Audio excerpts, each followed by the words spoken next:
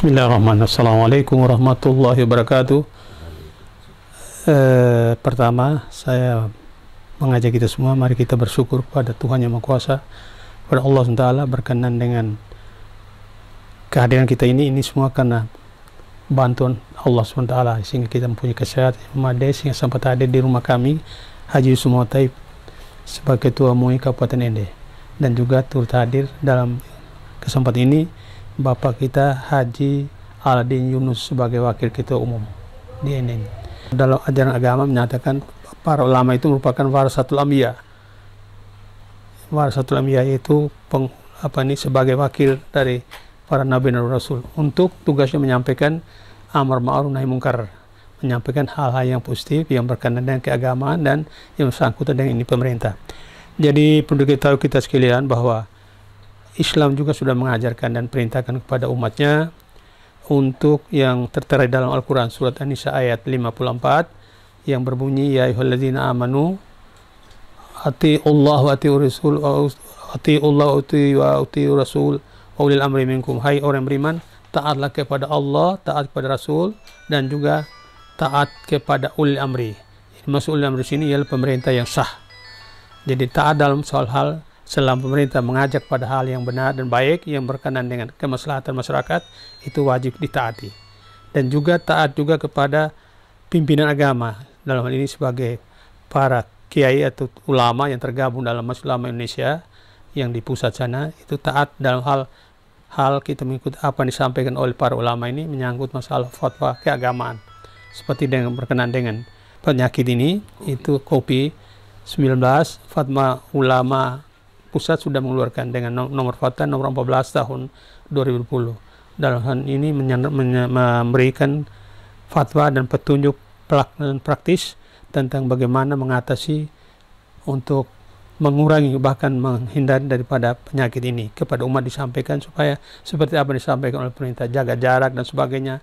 Kita semua dianggap sebagai orang untuk membantu melaksanakan menghalangi penyakit ini datang kepada kita.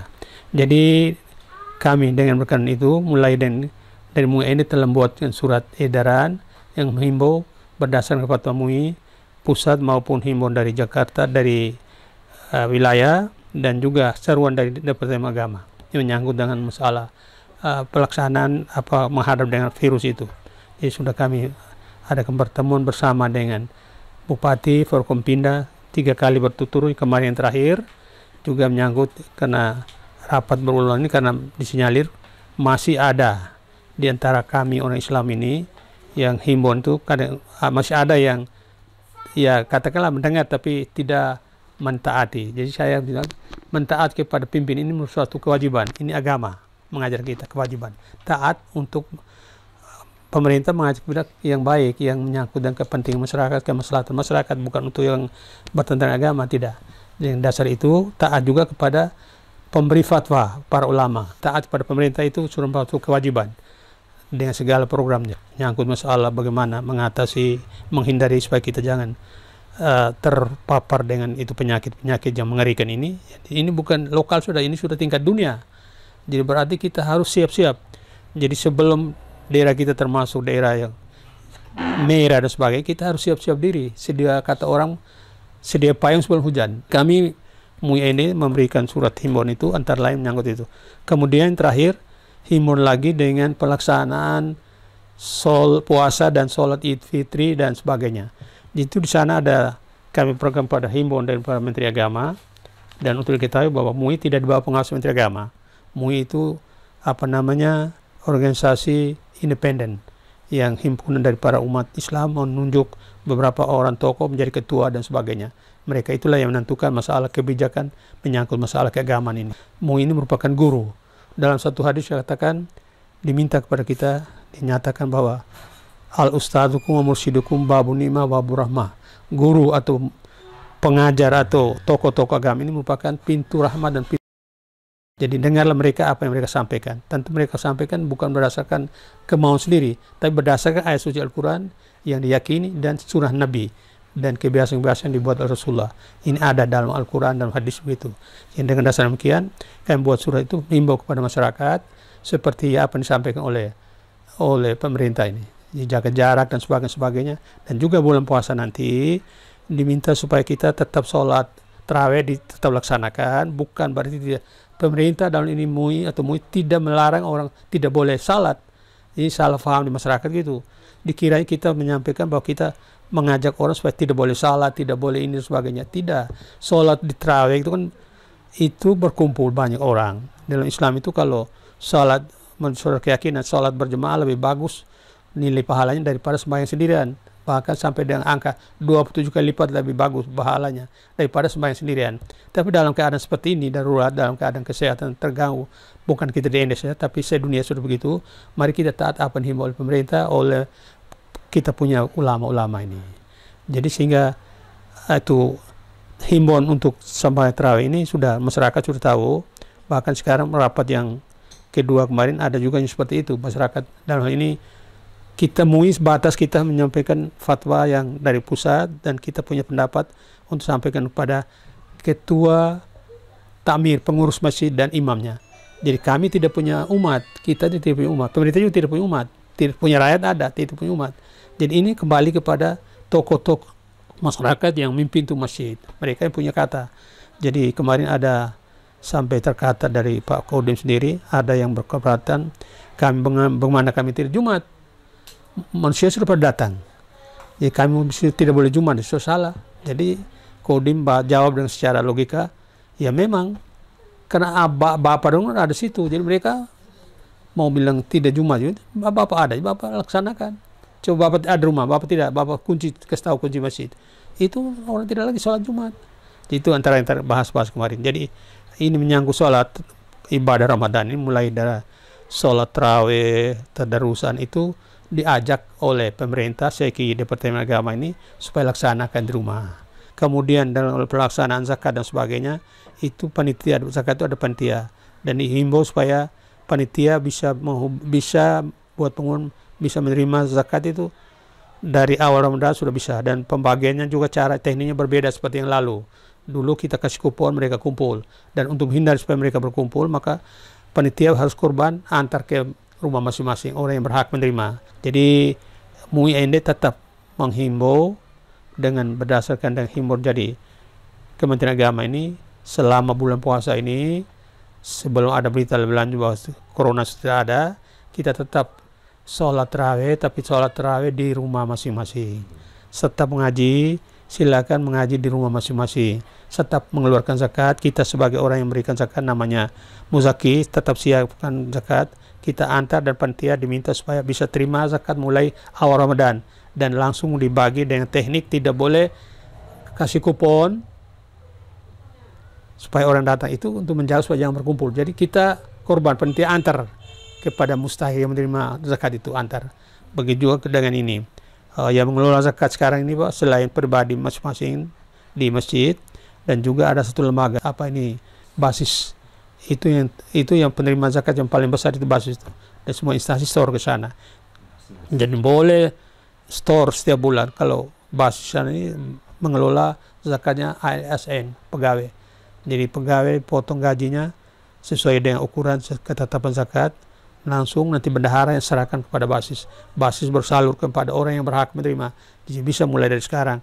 Dari kalau basis ini bisa memberikan zakat tumbang pada itu, biar bukan bulan Ramadan, bulan-bulan biasa boleh, tapi dalam bulan Ramadan dianjurkan supaya begitu terima langsung berikan orang yang berhak menerima. Kita kirim, dan tidak boleh mereka datang ke kantor untuk jemput itu. Kita kirim, itu himbauannya. Jadi tinggal yang melaksanakan itu si yang petugas itu. Jadi macam kami di MUI melimbau kepada masyarakat dalam melalui takmir dan imamnya.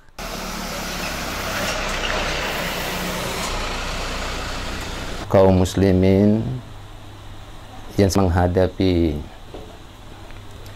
saum Ramadan, bulan puasa 1441 Hijriah, sesuatu yang sangat dirindukan oleh setiap insan muslimin wal muslimah di mana saja berada. Tentu saja akan mengharapkan dia akan bertemu dengan bulan yang mubarak itu sebagaimana tahun-tahun sebelumnya. Dia akan melaksanakan ibadah normal saja. Dia berpuasa di siang hari, dia bertadarus Al-Quran di malam hari, dia sholat tarawih di malam hari, dia tahajud sepanjang malam, dan berakhir pada subuh tiba, lalu dia melanjutkan puasa pada hari berikutnya. Itu sesuatu yang menjadi kebiasaan, rutinitas tahunan. Tapi pada tahun ini kita berada dalam situasi yang berbeda. Kita seluruhnya, bahkan seluruh dunia, dilanda oleh suatu penyakit, virus yang sangat ganas, yang tidak diketahui bagaimana dia berkembang, tetapi oleh para ahli ilmu, para ahli penyakit dan para ahli kesehatan mengatakan bahwa penyakit ini berkembang sangat pesat pada tubuh manusia. Ada tempat yang paling nyaman untuk dia berkembang itu justru pada tubuh manusia, di saluran pernafasan. Begitu menurut para ahli. Dan cara berkembangnya itu sangat cepat. Dia berkembang demikian cepat dan dia bertahan lama pada media-media tertentu. Oleh karena itu, untuk membatasi penyebarannya, maka kita semua, siapapun yang namanya manusia ini, harus menjaga jarak, harus menjaga hubungan sosial kita, dalam arti salam-salaman, bersentuhan fisik, itu tentu saja dilarang. Mengapa dilarang? Untuk mengurangi penyebaran virus tersebut. Sementara kita dalam keseharian kita dianjurkan dalam salat, misalnya, kita anjuran paling pertama perintahnya rapatkan dan luruskan. Sementara untuk membatasi penyebaran COVID ini, perintahnya hindari bersentuhan, harus berjauhan. Namanya social distancing atau physical distancing, harus berjarak. Jadi ini tentu saja suatu yang bertolak belakang. Tentu saja pilihan kita yang mana? Apakah dengan tidak mempedulikan anjuran ahli ilmu, anjuran pemerintah, padahal kita mengetahui dari mereka bahwa penyakit itu berkembangnya demikian, kita tetap pergi ke masjid dan berbondong-bondong dengan mengatakan bahwa ini kita tawakal kepada Allah. Allah yang memberi penyakit, Allah yang akan mencabutnya. Padahal kita mengetahui, tentu saja ini akan bertentangan sekaligus dengan perintah agama itu sendiri. Sesuatu yang kita ketahui tetapi kita tetap menantangnya, itu adalah suatu tindakan bunuh diri, suatu kesalahan yang fatal.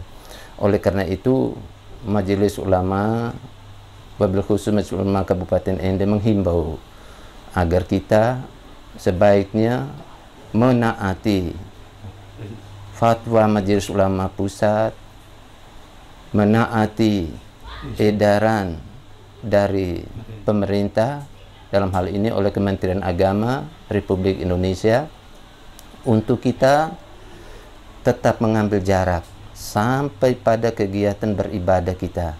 Kita beribadah di rumah masing-masing, itu bukan berarti kita menjauhi masjid. Di masjid itu bukan fisiknya tetapi hati. Hati kita di masjid tetapi fisik kita boleh di rumah. Kita bukan tidak menjalankan sunat, tetapi kita memindahkan sunnah.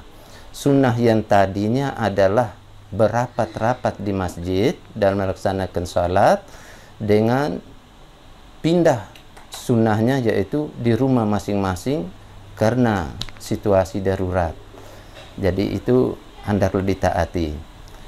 Majelis Ulama sangat memahami betapa hati kita sangat rindu kepada masjid.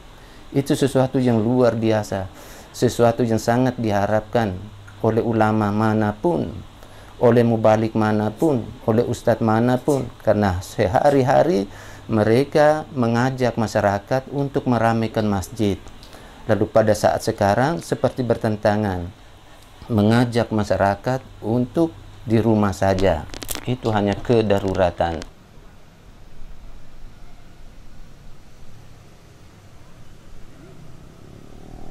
Yang terakhir, dari sholat dalam berpuasa ini, ibadah yang sesudah puasa namanya sholat Idul Fitri.